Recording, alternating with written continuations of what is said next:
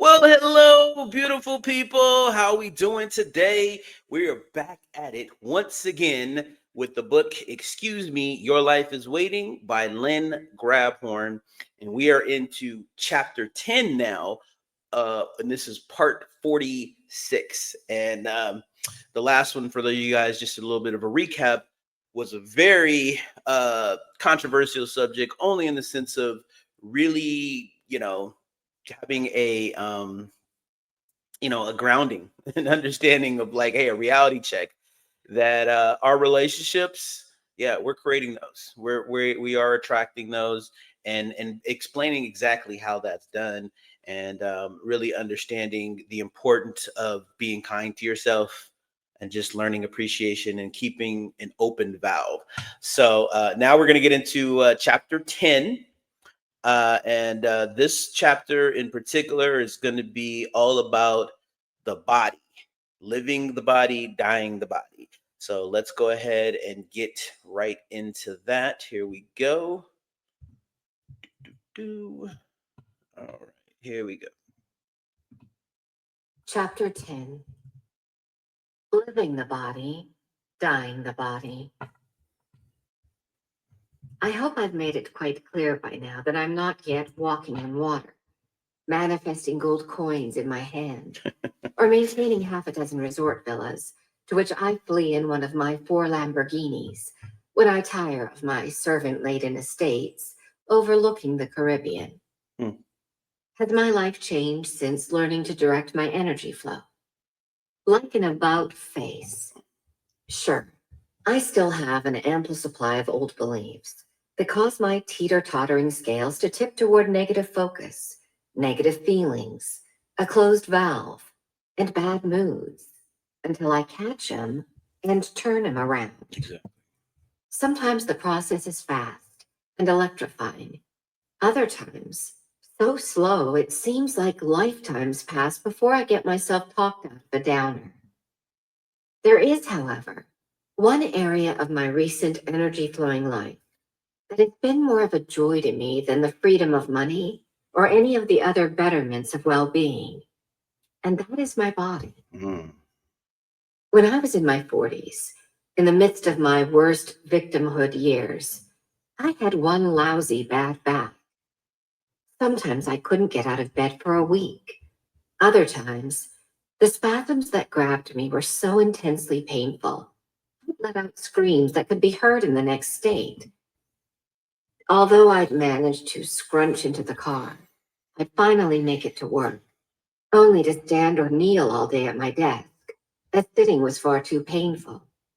No sooner did I begin to get that mess under control with a stringent exercise routine than I was off to visit 422 and a half different doctors to find out why my heart was doing the rumba all day instead of a quiet two-step.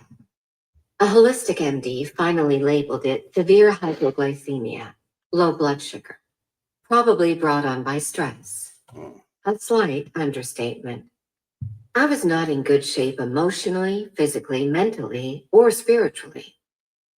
I had already put well over 2 decades of Alcoholics Anonymous under my belt, but nothing was working except that I was sober. Hmm. I couldn't have found a spiritual direction if my life depended on it, which at that point it did. I was in big trouble. Then it was joints that didn't want to move, excess weight, lack of energy, poor eyesight, bad teeth, and hair going bye-bye. All sure signs of what? Normal aging? No. All sure signs of a life being lived with a valve more closed than open. Hmm. A life being lived more disconnected from my source energy than connected. A life projecting far more negative vibrations than positive, which is all that aging is anyhow. But why had I shut down so? Where was all the negativity coming from that had become so destructive to my body? I wasn't a nasty ogre or a cruel, wicked person wearing my negativity on my sleeve. Actually, I had grown up as an ordinary kid from an ordinary upper middle class dysfunctional family. I had done all the right things, gone to the right colleges, worn the right clothes, held the right jobs, and lived in the right places, all with an unfailing pleasantness to my demeanor and properly timed smiles on my face. Yet that underlying tone of normal negativity was my constant companion. And the older I got, the more it blossomed. Sometimes I had fun, sometimes I was happy. Never in a million years, though, did I consider myself to be negative, and neither did my friends. On the contrary, I was viewed as the embodiment of optimistic cheer. Still, I was always worried about everything. With a grin on my face and a good word always on my lips, my constant focus was on lack in either myself or others, just like everybody else I knew. Now, more than 20 years after the back and low blood sugar episodes, and several years of working with the law of attraction, I've never looked better, felt better, moved better, or been better. Not even when I was in my teens did I have this kind of stamina. And I have to go back to some other lifetime that I'm surely not aware of to dig up this kind of passion for life and living. Fear is rarely a visitor to my world, not even worry or concern. Money comes easily, most of the time. You thought I was a pro at this? Surely you jest. New ideas abound.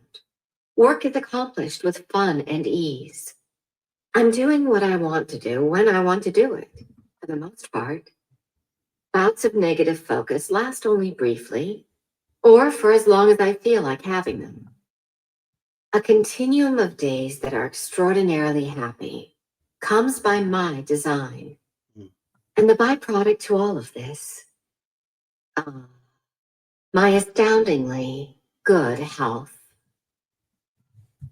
Hmm. our crucial lifeline. These days, just about everybody knows that the state of one's physical health is connected to the state of one's mental health. Even doctors, by cracky. Scientists dress the hell out of mice, then watch the cancer cells develop. They deprive baby chimps of mama's breast and watch them develop diabetes. The whole scientific medical community knows all too well there's some kind of link between body and mind. They're just not sure what it is yet. Won't they be surprised when they find out it's nothing but our own energy? I can see the cartoon now. Two doctors standing opposite each other over an opened up patient on the operating table. One says to the other, "I've got the tumor out, but where's that damn valve we're supposed to open?" Illness in any form is nothing more than our negative energies choking off so much of our life flow, those higher frequencies that are our natural state, that cellular damage results. Oh, sure, we're always attached energetically by at least a string of that life force, or we'd be out of here. But a pinched up string, closed valve, and a wide open feel good valve, which allows that life force energy to flow through us freely, are two very different things. One starves the body of its natural life force and life giving energy, while the other feeds the body. It follows then that if a state of higher than usual vibration is maintained on a fairly regular basis, sickness cannot possibly happen or be maintained. It just can't. Mm. The body, after all, isn't separate from the universe.